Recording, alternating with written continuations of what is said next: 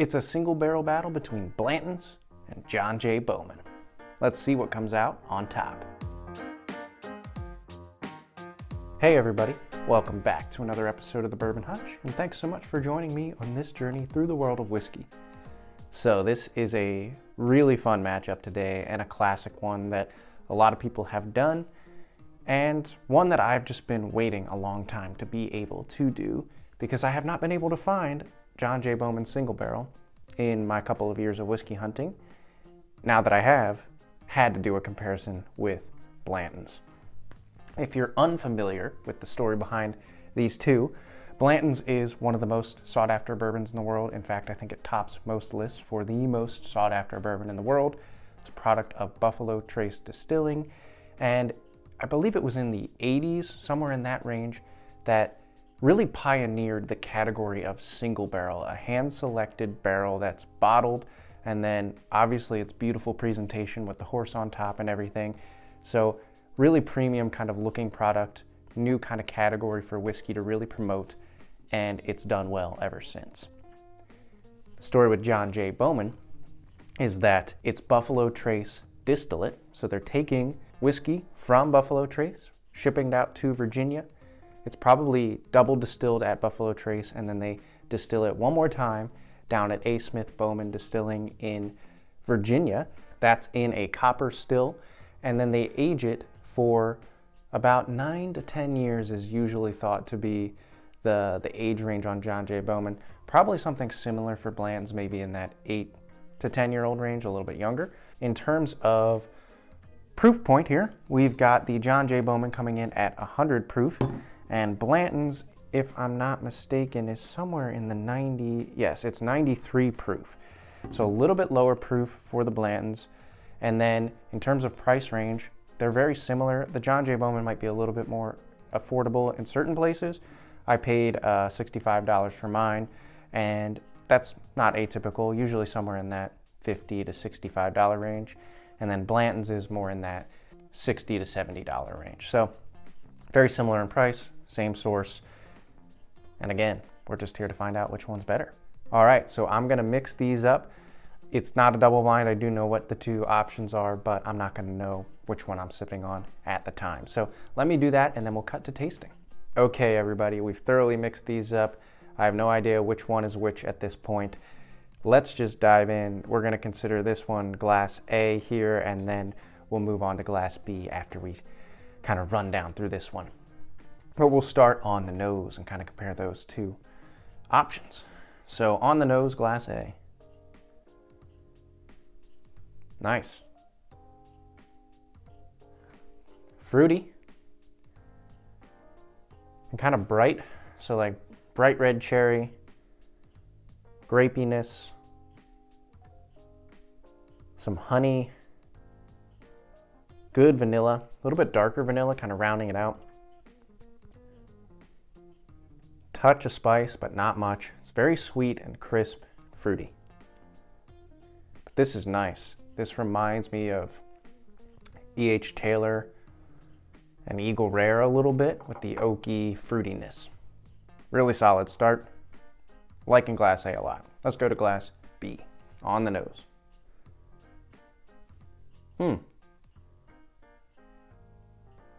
Okay, so this is quite different. A little spicier, definitely spicier. More of a wood quality. So not as rich of a vanilla and oak, but more of like a just pure wood essence to it. A little bit of an orange citrus kick. Some of that same honey note. But this one doesn't jump out of the glass as much. As a little flatter, deader on the nose, muted, I guess I would say. Slightly dank and damp kind of smelling. Yeah, just more wood and dampness, but then that orange citrus and honey kind of kicks in. They are surprisingly different, and just very different noses. Let's see how that transfers over to the palate though. We'll taste glass A and dive in. Cheers.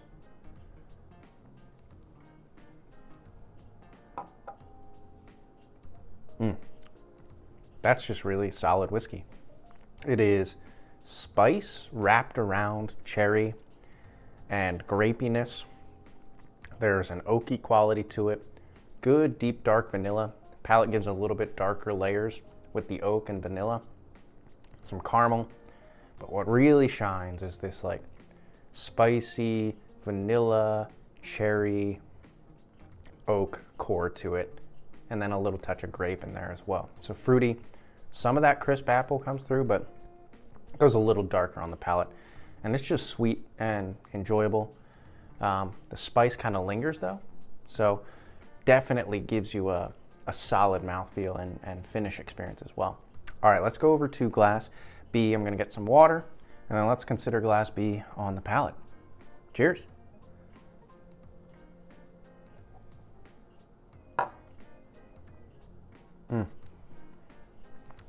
Yeah, starkly different. Very similar to the nose. Good orange citrus and honey. So I'm really liking that. This leans more in like a tea direction for me. A little bit more of a black tea with some bitterness. I hate to use this word, but a little bit like dank and a mildew, woody essence to it. It kind of sits in the middle. It's not my favorite, but throughout the sip you get a nice soft vanilla, a good orange citrusy tang to it, and some honey and tea qualities. But it's definitely a more muted experience overall. Doesn't feel as robust in the mouth or linger as long as glass A. But what we're gonna do now is we're gonna go in reverse direction, and I'm gonna really do some A/B comparing and just kind of dive into these more. I'll fast forward through all of that though, since you've already gotten a nice rundown here, and then we'll reveal which bottle comes out on top. Okay, everybody, done a little more comparing and diving in here, but honestly, it's been clear kind of from the start, which is, in my experience, and just for my palate, the better whiskey. So without further ado, I'm just gonna reveal it. In first place and taking the win today of these two is glass A, and it's not close. Glass A is significantly better. It's better as a nose, sweeter and more inviting and just more vibrant and comes out of the glass more. And it's better on the palate with more robust flavors, better sweet flavors, and longer finish. So better on the finish too. Across the board, it's better. Glass B is more muted, a bit more in that like tea category. Some nice flavors to represent, but it's just all scaled down and falls a little flat, especially compared to glass A. I have my suspicions which one is which, and it's kind of a shame, but let's just reveal the winner today, and that'll reveal both. Glass A is, yeah, that's the John J. Bowman, and glass B then is the Blantons. So I think my Blantons could just be a dud, to be honest with you.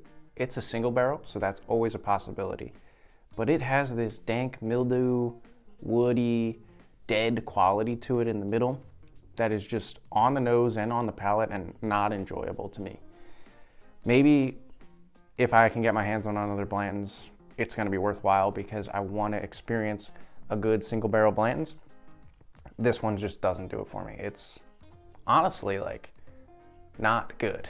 I hate to say that because I feel like people are going to assume that it's just easy to crap on Blanton's and that gets me more views or whatever. It's just not the case. I'm honestly telling you, I think this single barrel is just a bad one.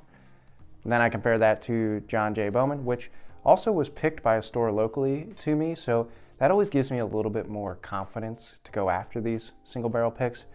But the John J. Bowman is so much better and more Buffalo Trace that I love. It's got that E.H. Taylor Eagle Rare quality to it. I do think the mash bills might be different here. I think if this is mash bill number 1, that might be the E.H. Taylor and Eagle Rare kind of side of things, and then Blanton's is the high rye, I believe. Could be wrong about that, but needless to say, John J. Bowman is just a better whiskey, and honestly, if I was encouraging you guys to hunt one of these down, it would be the John J. Bowman all day long. I'd recommend this highly, and I would say Blanton's has kind of been a disappointment for me. All right, that's gonna do it today. Pretty clear-cut winner. But let me know in the comments below, have you been able to do these two head-to-head in a blind matchup, and what came out on top for you?